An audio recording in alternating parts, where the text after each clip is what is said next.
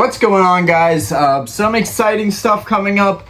We have leaks of the visual set list for Paradox Rift.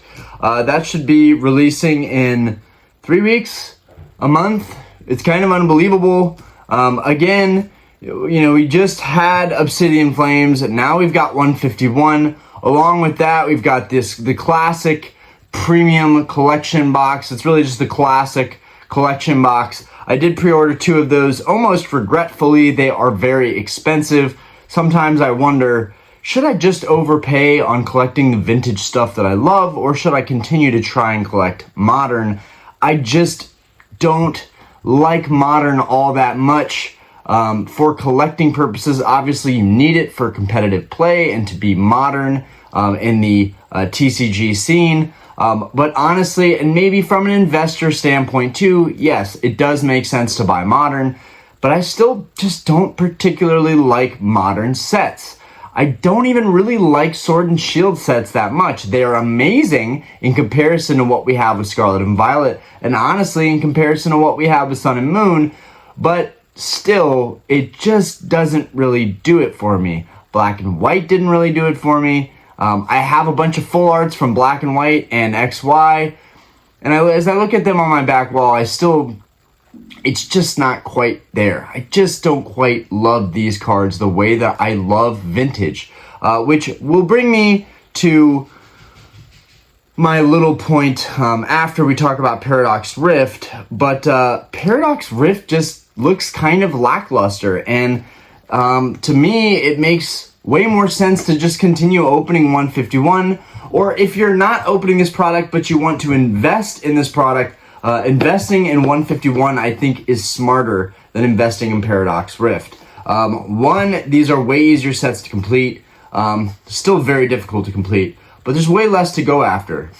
2, it is very nostalgic. We have not had a set like this in a while that was quite like this. It's really one of a kind. And 3, the market values on singles and sealed product for this 151 stuff is it's just stable. It's stable, or it's moving up slightly. There are a couple cards that actually shocked me. The Charmander card, the Charmander illustration card has actually moved up quite a little bit since the release. The Venusaur's been stable, the Charizard's been stable, the Blastoise has gone up, I think, a little bit.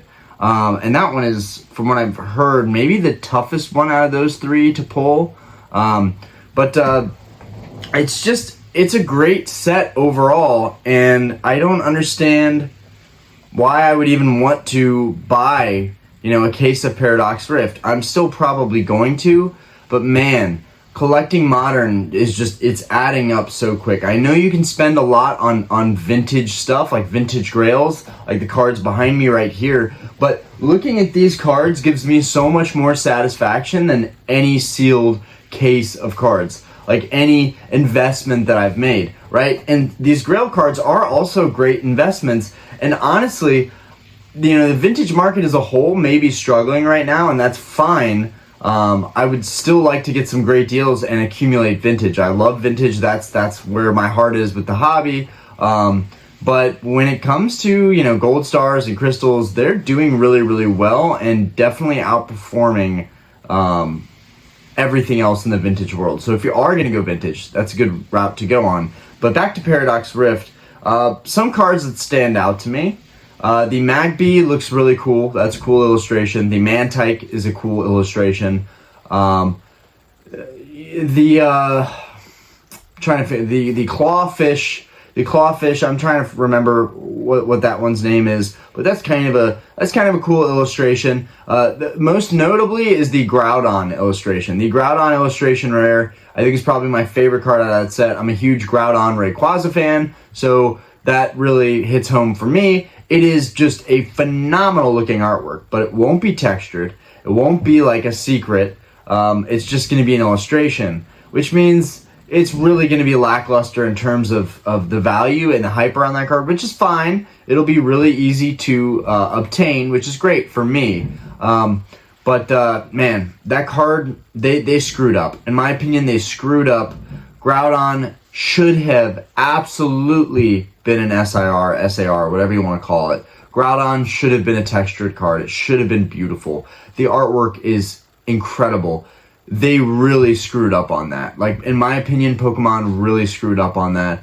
I am definitely a simp for the legendaries and the tougher type of Pokemon. Aggron, Tyranitar, Groudon, Nidoking. Some of those are done by the same illustrator originally. So it makes sense. And, you know, I don't know, just Gen 1 through 3 was just amazing. And I continue to really stay stuck on those generations because they're generations that I can relate with, but also I just think the designs are way better. I don't see anything that I'm impressed with or wowed by in these newer generations. Now, there are definitely some cards that are cool. There are some Pokemon that are cool, but overall, I guess I'm just stuck in the past.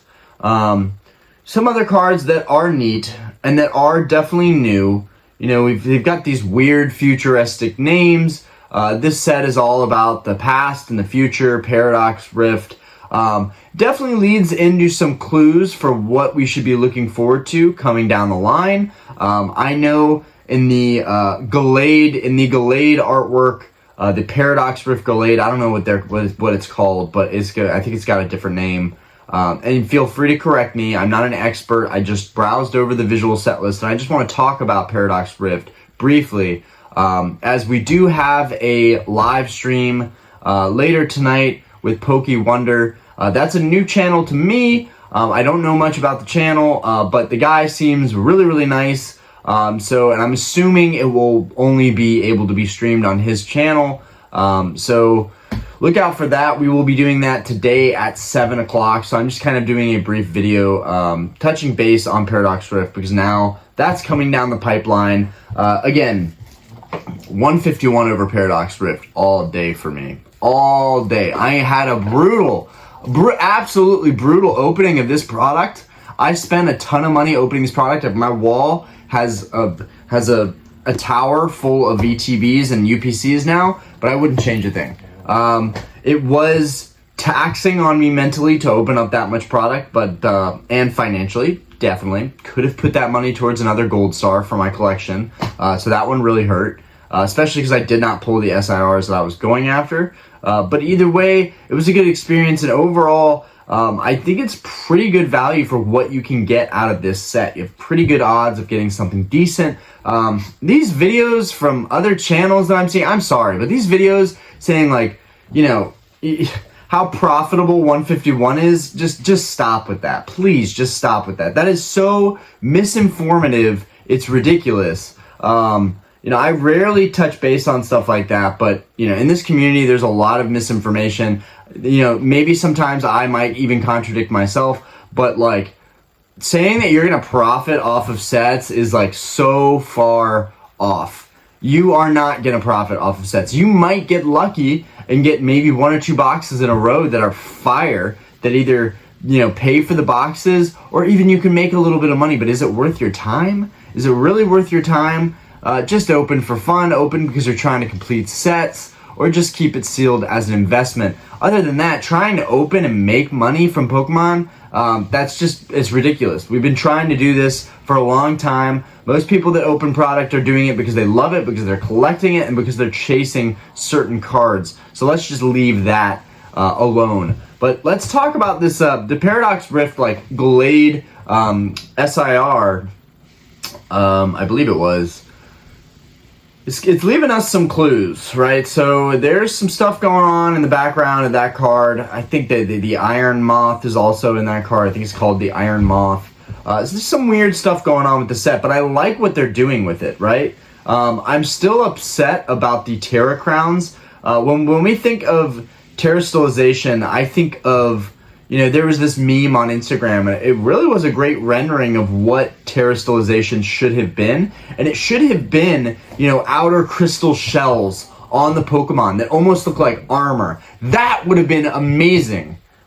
Why did they give them such stupid crowns? The meme had a ring pop on a Persian's head, and it was so silly looking. And it's funny because there's a lot of cat memes where the cats are like kind of unhappy looking and they've got something on their head. But in this case, it was a Persian with a ring pop on its head. And honestly, I busted out laughing. I loved it, but it really described my gripe with the Terra Crowns in this era. So, I really wish they would have done that differently, but I think Paradox Rift is a great step in the right direction. Pokemon is they're running out of ideas here. They've got to mix it up a little bit. And so going into the past and the future is a great way to switch things up a little bit and create, a different storyline, a different set, a different species of Pokemon. We've done all the regions of Pokemon, Alolan, Galarian, Paldean, but now we're going into the past and the future, and that's really cool. So in that Gallade SIR, or whatever his name is now, you see some stuff in the background, and one of the things that you see in the background is what I'm sure to be a Paradox Rift version of Tyranitar, where Tyranitar looks more like a machine. Now, Tyranitar is one of my favorite Pokemon ever. I love Tyranitar. If you don't know that about me, I love Tyranitar. I love the aggressive, tough-looking Pokemon, Groudon, Tyranitar, Aggron. They're all just awesome to me. But I really was let down by Paldea Evolved with the Tyranitar. That artwork was way more hyped, and it just wasn't that great. The illustration rares, I feel like, are just never going to pull the premium that they could because they're not textured. Now, if illustration rares were textured the way full arts are, oh, game over. Game over. But it's frustrating because you've got full arts and they're textured. That's why full arts are awesome, okay? The texture on full arts is one of the things that makes them so great. And then, you've got the SIRs with the same deal. Why can't illustration cards, the gallery cards, why can't they have the same texturing? Like, just give them the same texturing. Because even though the market will say those cards aren't worth much, to me, the quality in the card with the texture on the cards being really nice, it does it for me. But anyways, the Paldea Evolved Tyranitar was a little bit of a letdown. So this is kind of a sneak peek into what I think we're going to get. And I think Paradox Rift is going to be followed up by another kind of future past set that may feature the Tyranitar in it. Because otherwise, why would they give us a sneak peek of what's in the background of Gallade? Pokemon is really smart about this stuff. They're very tactical about this stuff. There's a reason for everything. They're not just doing it to do it. I mean, they might. But I'm really excited for what they have coming in store. Not so much for Paradox Rift, but for what Paradox Rift, for what you can insinuate, for what you can assume is going to be coming down the line. I think that's exciting about Paradox Rift. Another card that I really, really liked with Paradox Rift, which I'm surprised, because at first I didn't care for it. Everything in Pokemon, it's interesting. Everything over time starts to grow on you a little bit more in Pokemon.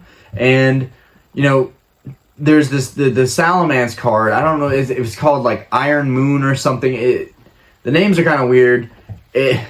Along with just having newer Pokemon in this set that I can't relate with as much, but I still will appreciate all the illustrations. It's still going to be nice to semi-fill up a binder and kind of fill out the set. And if the set is really slept on, I think Paradox Rift is kind of like going to be the Astral Radiance of Sword and Shield. And what I mean by that is it's going to be sitting on shelves and it's going to be going for under market value for a while, but there's going to be a lot of good value in that set as far as just awesome artworks in that set.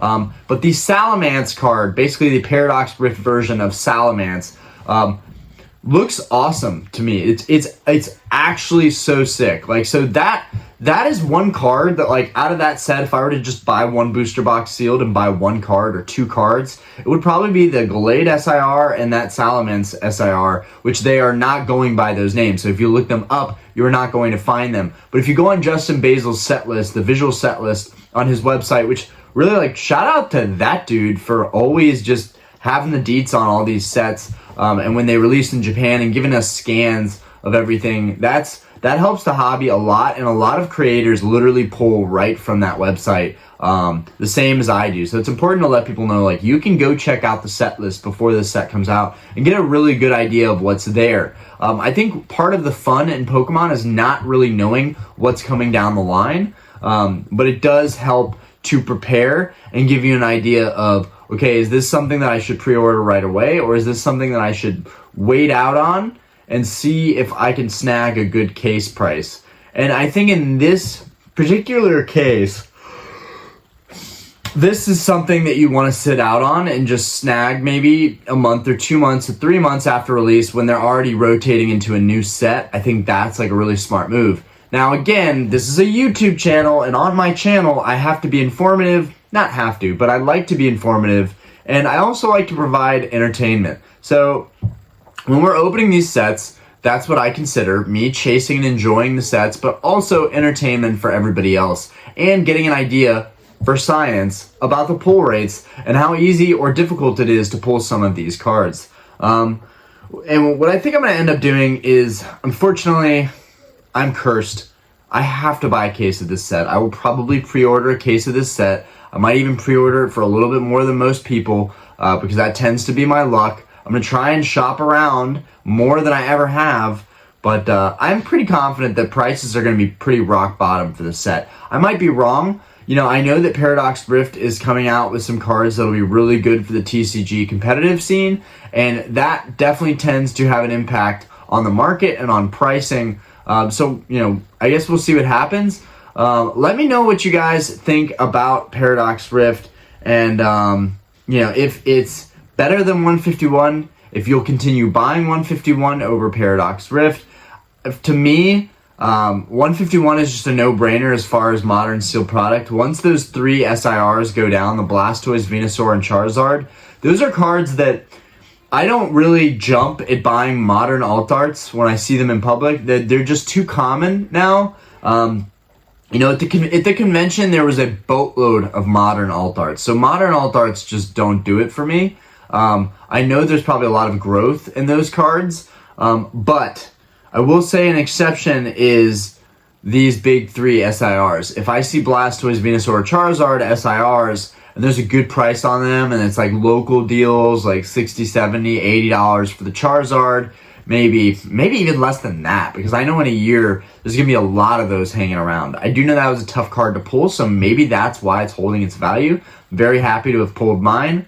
Okay, moving on, let me know what you think about 151 versus Paradox Rift. If you're really excited about Paradox Rift, and if you are really excited about Paradox Rift, what are some cards in Paradox Rift that you're really excited for, especially those illustrations, because I just can't get behind it. I gotta be honest here. I was hype, pushing, you know, pressing on 151, but I'm not gonna do that with every product. I just really love 151.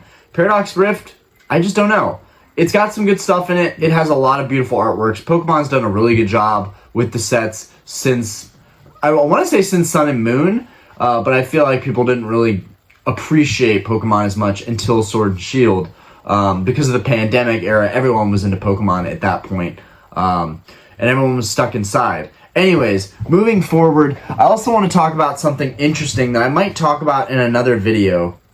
Might actually be something to talk about in another video, so I might just touch base on it a little bit. But, so yesterday at the bar, I was sent, a local shop of mine, had someone come in and bring their collection in, and it was a vintage collection. They could not afford to buy out the collection, so they sent them over to my direction. Now, my thought process on this was, well, they're in a tight spot right now. A lot of game shops are closing down right now. A lot of places are not able to handle the current economic environment and the current environment of TCG in general. And then a lot of people are just cycling out of TCG again.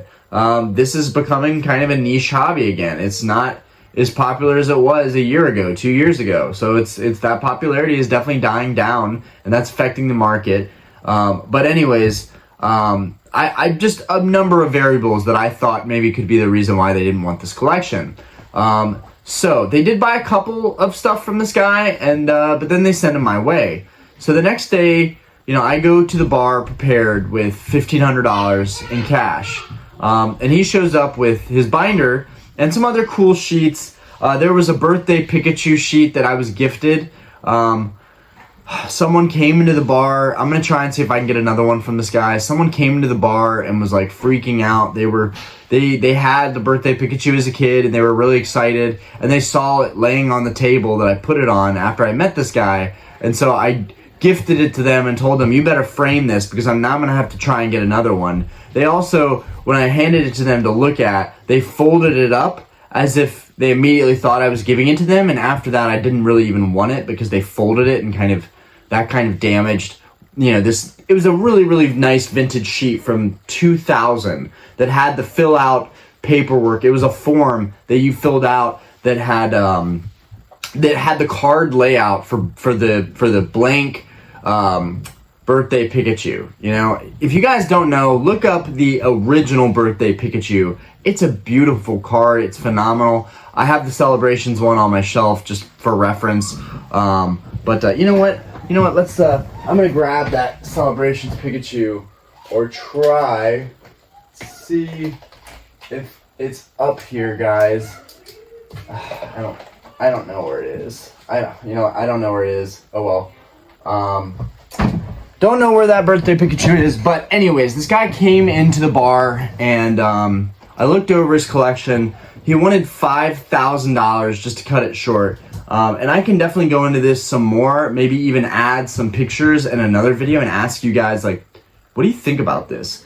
When I was at the convention, for reference, I sold about 250 hollows for about $3,000 trade value. Well, actually, no, that's what I was offered on them, but then I traded those and some other cards up to get my, this guy, my Crystal Charizard. So I traded a lot of my WotC, bulk, LP, MP, or even near mint hollows so that I could get this PSA 8 Skyridge Charizard, which maybe I'm not even ready to sell this. I have this up on eBay because I want to get a 9, but it really is a beautiful card. It's got, some surface flaws, but it's a gorgeous card. But anyways, that's why I'm itching to get vintage. And I had a conversation with the store owner, or one of the store managers, that I was really remorseful that I traded away all of my vintage to get, a Grail vintage card that's super liquid, whatever. I still love vintage. I love vintage cheap hollows. They just do it for me. But anyways, a couple hours later, I get that text that like, hey, you would not believe what just came in. And so and I'll do another video about this. I'll talk about this in another video. But, the guy met up with me the next day, and I was like shocked at what he wanted. Now, he did have a binder with 150 base set to Neo Discovery. Not Neo Destiny or, Skyridge or Quaplus, but all the way from base set to Neo Discovery, he had 150 hollows, amazing hollows. The Umbreon Neo Discovery Hollow, first edition. Lugia Unlimited, mint. 2 Charizards, Unlimited, mint. Blaine's Charizard, Unlimited, mint. And, he had another binder with the same cards, but they were more LP, and I didn't really want to look at that. I wanted the mint binder. But it was a lot of stuff, guys. It was a complete base set. It was all the Rocket and Neo cards and first edition bulk. Like, the more I think about it, the more I'm like, maybe 5,000 wasn't a crazy offer. And we're going to talk about this offer more in depth if I can get more photos. I might make a video on this collection and see what you guys think. See if maybe I should pull the trigger on one of the biggest collections that I've ever purchased. And probably one of the most high-end collections that I've ever purchased or had the chance of purchasing. I've seen some amazing collections, but I have not seen any that were, in this nice of condition or in such nice binders. All the pages were flat. It looked like this guy had everything stored nicely. And I'm going to talk about him and his whole story and why this is all kind of the perfect situation for me to buy this binder. This guy has been a member in the community since '99. He has a lot of time in the hobby. So I want to talk about that. He didn't collect after Neo Discovery. That was it for him. He grew up and did whatever he was doing after that. But he was very into it at that time and pulled all these cards out of packs and put them immediately in the binders. And that rarely ever happens. I am worried about the cards being unsleeved and inside of the binders. That means they could get damaged while they're in those binder sheets. So that does worry me for micro surface scratches. But let me know what you think about Paradox Rift. Let me know if you would like to see a video of me talking more in depth about this collection that I'm thinking about purchasing, if that stuff is interesting to you guys. But it's, I really, really want it. But I traded about $3-4 grand of value on stuff.